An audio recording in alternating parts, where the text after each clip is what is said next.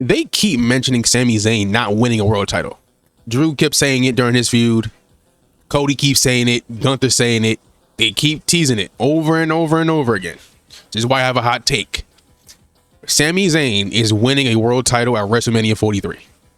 Now, whether it's Roman, Cody, someone else, I don't know. I just know he's winning some form of world title there. And an even hotter take. I think he wins Money in the Bank. I think he wins it. I think he tries to cash in and he fails again. Right? Reinforcing the narrative that he can't get it done, that he can't win. Which is why either at the Royal Rumble or through a Elimination Chamber, he wins, gets the title opportunity, and finally wins it in Saudi Mania. That's my hot take. That's my little mini fantasy booking. Let me know your thoughts on that. But let's get into the SmackDown review. This felt like the longest SmackDown of my life. and I saw it like 2 days ago. This whole show got leaked. And it still felt so long. I'm like, oh my gosh. I took a little mini nap.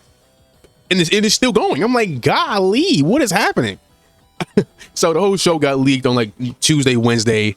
I knew everything that happened. It's a matter of actually seeing it. And a lot of questionable decisions we're going to get to. But the one thing I did like about this show, Ricky versus Trick Williams, that promo, phenomenal. Yeah, they bounced off each other really well. Even a little backstage promo that he had with Lou Yachty, that was cool. I would not be mad if this match gets a part 2 and you include Melo at SummerSlam. I would not be mad at it. I would not. Shout out to him. Another thing that I really like, that cruiserweight match. Another great match. Shout out Ray Phoenix. If this turns to the weekly open challenge, let's have a banger match every week kind of title, I would not be mad at it. If it gets Ilya back on TV, I'll take it. If it gives these guys more time, I'll take it. Because you know what?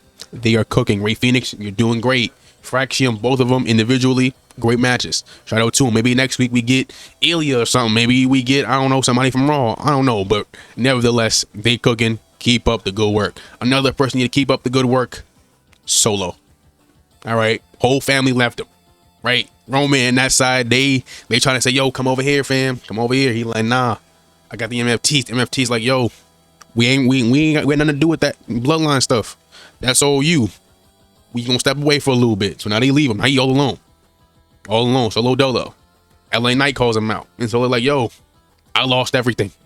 Okay, I got nobody. And he cut a babyface promo, and it was pretty good. I'm very intrigued to see where this babyface Sikoa goes. I don't think he joins the bloodline. It will be kind of aggression of his character, I guess it would say. Like he kind of regresses if he joins Roman in the bloodline. I would not like that at all, especially considering he already has Jacob. What does he need Solo for? So him joining Roman would make no sense. So for right now, keep Solo a babyface and let him cook. Especially considering you're getting like little teases and hints of like Bullet Club stuff, I guess, at least the history related to it at least. But like, you know, in the last good thing of this show was Kiana James versus Julia. Great match. We finally got to saw the debut of Blake Monroe after the many, countless, hundreds, thousands, dozens of so many coming soon promos. We finally got to see her. Her first feud is probably going to be with Julia, which I don't know if I agree with that decision. If it is, maybe it ain't. Maybe she just needed someone to attack on her debut. But like, if it is, I don't know if I agree with that because they both can't really take a loss right now. They both really need to gain some momentum because they both really ain't got none. But, you know, hey, I don't book the show. Speaking of things I have a little bit of a question for. Paige versus JC Jane. When they first debuted, they was getting dirty dom heat, right? They was getting booed to oblivion. And now they just lost to Paige and Brie Bella twice in a row. JC Jane went from fighting Rhea Ripley, beating Charlotte Flair, being in the main event mix, to losing to Paige. Now, granted, there was a lot of shenanigans and stuff, so it wasn't clean victories, but like still, beat Charlotte, lose to Paige. Kind of crazy. I'm not gonna hold you. Kind of crazy. I don't know where this is going. I don't know where it is, but I'm really liking it. They need to get them back on track. I'm not saying put the title on them or anything. I'm just saying, come on now. They very clearly are at that level. You know what I mean? Put them at that level, please. And last but certainly not least, we got to talk about that Danhausen stuff. Because there's no way whatever Danhausen is doing is legal. Okay, first of all, he electrocuted them and caused them to a pseudo lobotomy. They have no brain, they're mindless zombies, right? And then he's using them at his beck and call as like pseudo bodyguards, which is insane, and giving them orders. That can't be legal.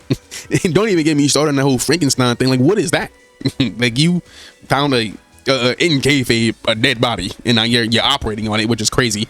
You're doing science experiments on it. I don't think that's legal either, bro. I don't know. Like in kayfabe, this man kind of a criminal. I'm not gonna hold you. He out here goes around cursing people, electrocutes them, giving them lobotomies, and now he's doing Frankenstein stuff. What we doing? Cloning? What's going on? But it's really enjoyable. It's the highlight of SmackDown. Very intrigued to see where that whole storyline goes. Does Miz and Kit ever get unlobotomized? How does that happen? What happens when they do? Do they switch personalities and, you know, Kit becomes the awesome and Miz becomes toxic? I don't know. I'm very intrigued to see where that goes. That can be very, very interesting. But SmackDown felt forever. But SmackDown just felt like it took too long. No. This was the last 3 hours SmackDown, and thank God, because I was over it. But let me know your thoughts on this episode in the comments. While you're down there, like, subscribe, hit that notification bell for more wrestling videos. See ya tomorrow. Night of Champions. Bye.